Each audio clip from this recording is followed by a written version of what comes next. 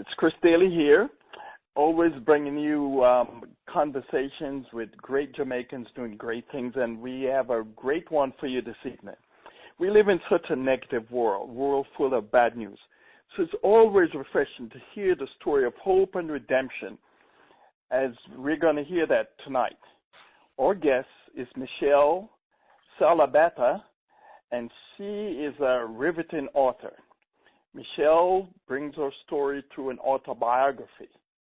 She's a Jamaican woman who, the title book should tell us a lot, The Jamaican Woman at the Well. It's a story of amazing grace. Michelle is a highly contagious person, seasoned communicator, loves kids, is creative. She's actually the director of ministry at Calvary Worship Center. She holds a bachelor's degree in pastoral theological, and she has a master in Christian counseling. To do the interview is my partner, Janice Maxwell. Take it away, Janice. Thanks, Chris. Hi, Michelle. Thanks for spending some time with us. Thank you, Janice. Okay, so tell us a little bit about your Jamaican roots.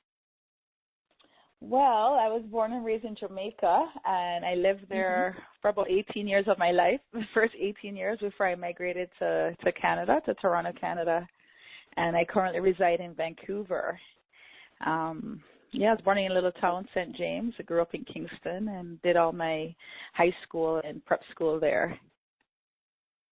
I see. St. James, you mean like St. Montego James, Bay. Paris? Right. St. James, yes. Like, could you say a little? You said a little town, and I'm thinking, wait a minute, St. James. Well, a little, yeah. Paris, right? Yes. Right? I should have made fun of me because because when you said a little town, I'm like, wait a minute, is there probably like a country I'm not quite familiar with? Yeah. You grew up in the Paris or St. James, Montego Bay. Okay, awesome. So what motivated the migration to Canada? I guess it's, I'm not sure if it's the same now, but I know back then everybody's aspirations was once you finish high school, they ship you off to either the UK or to England, to Canada or the States. And so actually I didn't really have a choice. We all, once we got our graduation, my dad said, okay, you guys are all going to Canada, except for one sister who went to the UK. And that's still the trend. They say 70% of high school graduates leave Jamaica. Yeah. Yes. That's interesting. There's only so much room for growth and advancement. Yeah. Mm-hmm. There's only so much room for advancement there. So. Yeah. So it's because you were saying that it didn't go on. It still goes on. It still goes on. You graduate from high school, you're either going to go to UE or you're going to go to a university someplace else. Okay, so your earlier years in Jamaican culture impacted your adult life outlook? How did it?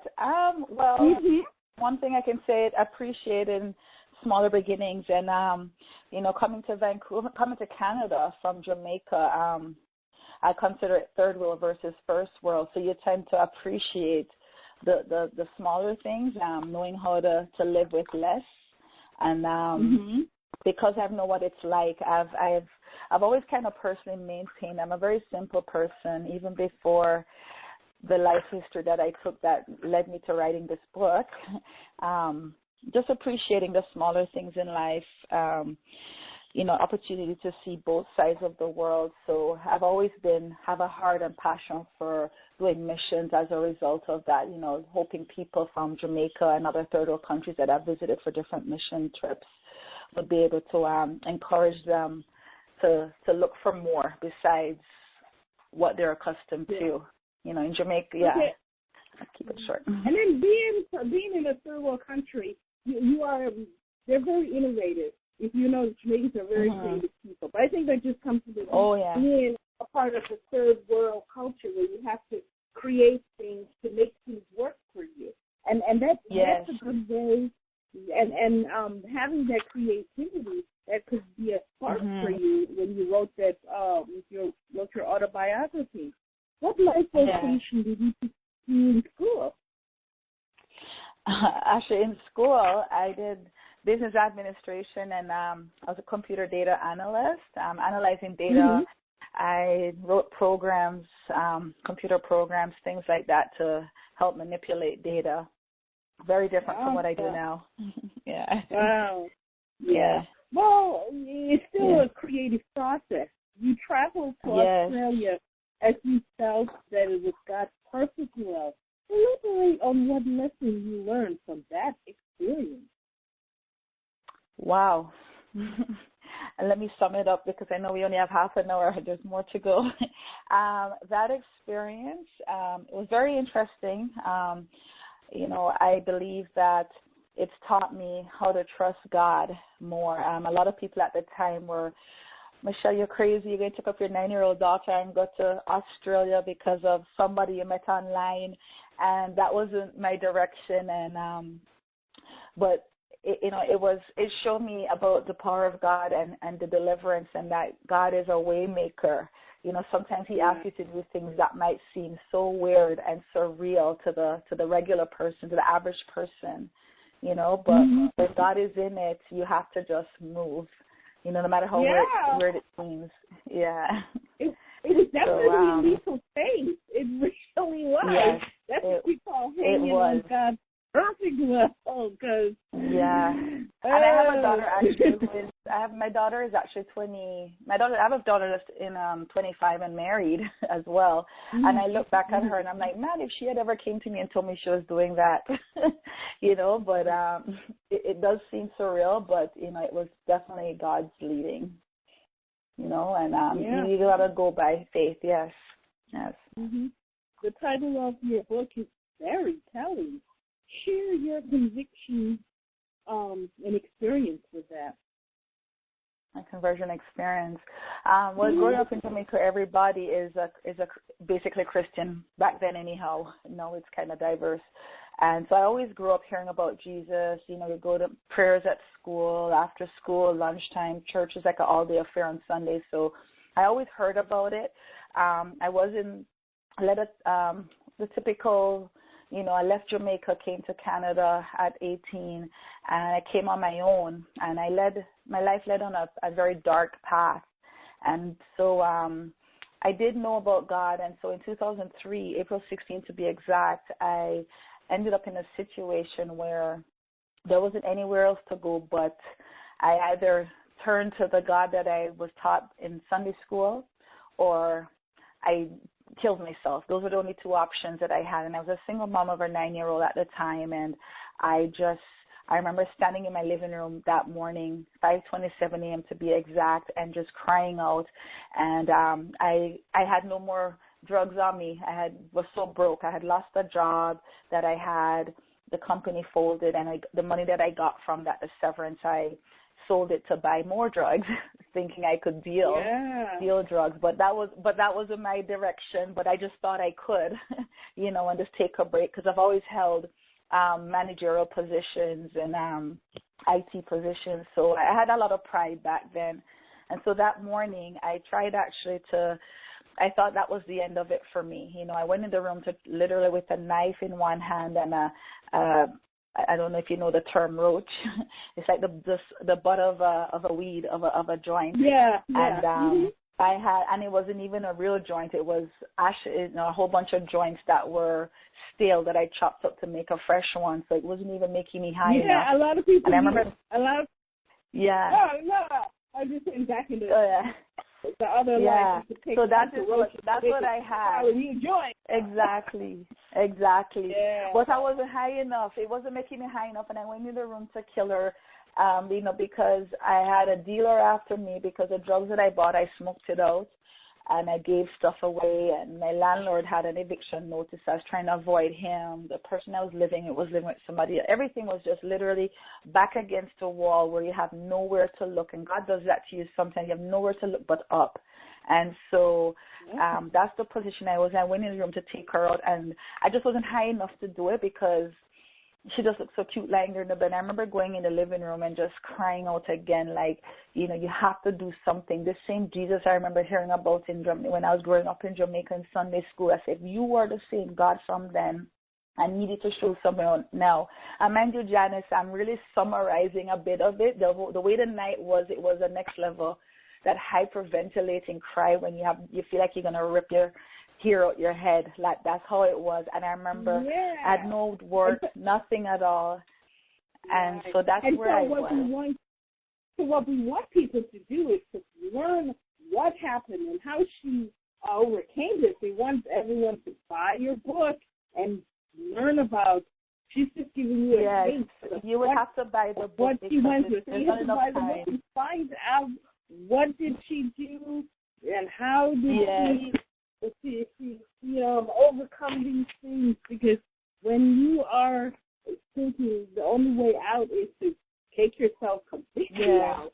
And not only do you want to take yourself out, you want to take out another person with you. I always say, if you're going to take yourself out, that may be the cynical part of you. But if you have to take yourself out, go by yourself. Don't bring anybody else with you. Okay? Especially innocent people. So we're really glad you didn't take yourself out, because we wouldn't get to enjoy your wonderful book that I enjoyed reading. And I'm sure our audience is going to enjoy this too. What motivated you to capture that experience in an autobiography? What are the major takeaways you want us to communicate? I've always been a journaler. I always journal and write stuff. But, somebody heard my story by accident one day and said, Michelle, your story, you could make a movie out of it, like a trilogy or something, or write a book. It's just too bizarre. And then I just said, why not? So I did that. And one of the things I want people to take away is to know, first of all, that Jesus is real, and to also take away that he's not just a person that you learn, a fictional figure. And sometimes you see people broken and you want to just let them know, man, if this person this God is a living God, but you can't force it down. And I figured if they hear my story and they read and see the series of events that led me to be who I am today, they'll understand who this Christ is. And also the last thing is for them to take away that there is freedom, there is wholeness. It doesn't matter what pain you've gone through, and I've endured that.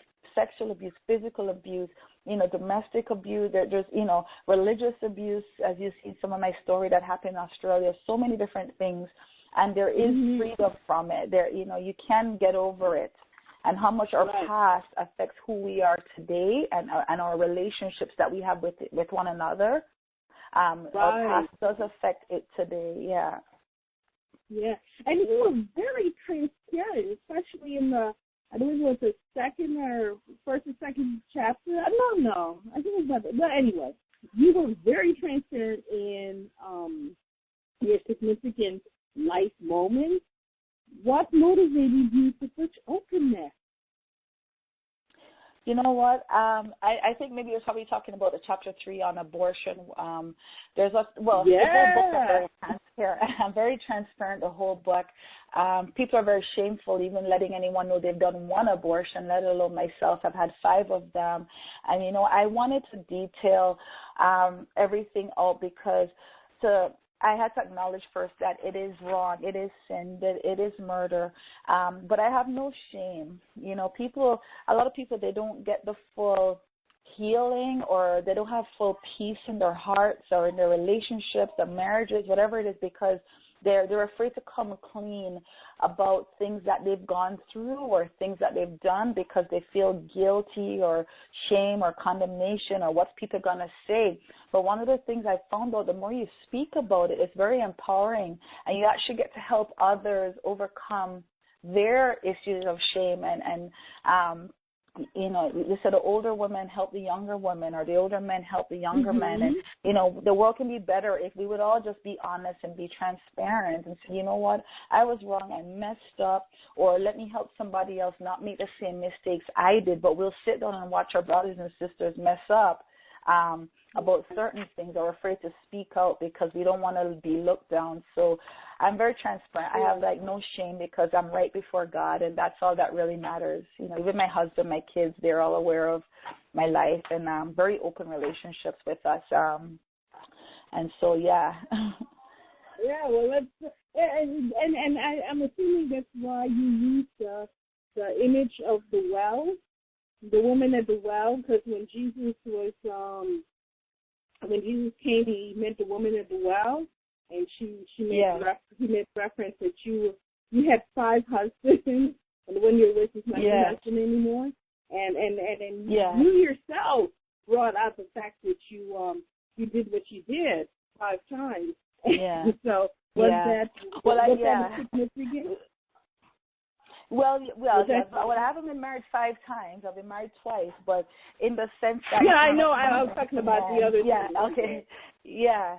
Yeah, just going from relationship to relationship and trying to thinking, well, this man, if I become freakier enough and do silly things for him, then he'll love me and want to marry me, and I'll have the white picket fence. And because I come from a very broken family, in Jamaica, everybody, this one have 2 baby father, 5, kids all over the place. It's just a typical thing. And I wanted what God said, 1 man, 1 woman, husband and wife. And I knew always that was right.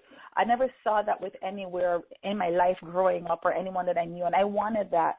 I just did it the wrong way. I gave myself up cheaply, So I used her story I can see how she was. And if you dissect her story, you'll be able to see a little bit, even in the book. I kind of outlined that a little bit more. Yeah. Yeah, I see. What is it like to be a church leadership team? Very exciting. It is very exciting being a person involved in encouraging and helping, teaching other people as well, and children and teens, young women and women alike, helping people with marriage. I do counseling as well. It's exciting to be a part of a called people to do such a empowering position, Yeah. I see. Yeah, what drove your ministry to children? You have a special love for that. About 3 years ago, I was actually praying, and I'm like, God, I have so many giftings. Why? How can you make me specifically target just children? And he's made it so clear that I'm giving you a chance to redeem yourself, to let you know that you're special, and when looking at because I acknowledge I've done abortions, I've killed these babies, and it's, and he's giving me a chance to nurture and raise children, and I have so many kids right now. Everybody calls me Auntie Michelle. Earlier, Chris says Michelle Salalala. People always have a hard time pronouncing my last name, Saldeba. So everybody just calls me Auntie Michelle. Every age group, even the 9-year-olds, they call me Auntie Michelle. And, God has given me a chance to bring more children into his fold, as a point of, So it's a blessing to do that. What's your most rewarding portion in ministry? Seeing people set free, seeing God use me to set people free from bondage and addictions and things like that. Just putting smiles on people's faces, just amazing. Wow. We have come to the end of our spending some good times with you. How can folks get a copy of your Living Story? Yes, it is available on Amazon. Just punch it in. There's a Kindle version, or you can get a hard copy if you'd like, or a Kindle version. Or even they can message me directly on my email, saldeba@yahoo.ca, or on Facebook, and I can personally send them a copy. There's wire transfers, things like that. Yeah. Yeah. So that's Michelle, or on my website. Yeah. Yeah. So what can we expect from you going forward? I am working on another book, a little bit more so on marriage. Yeah. I have a couple, I do empowerment, speaking engagements from time to time, different places, and coaching. I'm actually on my way to Jamaica in August for a conference there, a women's conference, and just different little things like that. Wherever God sends me, I go. There you go. You can't go wrong if it's God's direction. Not your direction, it's God's direction. And that's the important thing that we should keep in mind. Yes. So share a final word of wisdom to a young woman who may be searching. I would say I've always had people before coming and basically it felt like they were trying to shove Jesus down my throat. But what I did and how I found him on my own was find a quiet place. Even sometimes if it's in a washroom, we're at a quiet place and just be still with a heart that is open. Don't try to reason it out and go in faith and say, God, I've heard about this person. I know I've heard of you. I heard that you're the one that redeems, that saves, you're the peace. Ask him to come into your heart on your own. Know that you are wonderful and fearfully made. And you look in the mirror, you look at you look at yourself, you look and know that you are special, like God has made you in an image. You're not ugly, you are perfect, because God doesn't make anything ugly or blemished or scarred, and he doesn't condemn you for anything, and he's ready for you with open hands. And it's very important that, especially women who are heavily impacted by the media, that's like, oh my goodness, I don't fit these standards, and they might want to alter their appearance, and that's not a good thing. Because if all the flowers were yellow or green, then that would be boring, but flowers come in all sizes and shapes, and that's what makes it a much more interesting place in nature and in the world. Well, we have come to the end, but we really enjoyed spending some time with you. We definitely want to hear from you in the future. To learn more about Michelle, visit her website at Michelle Saldeba. To learn more about Jamaican diaspora, visit Jamaican Diaspora. And to learn more about Chris Daly, visit digital2, that's the number 2, growmedia.com. Thank you for spending some time with us, Michelle. Talk to you soon. Thank you. Bye now.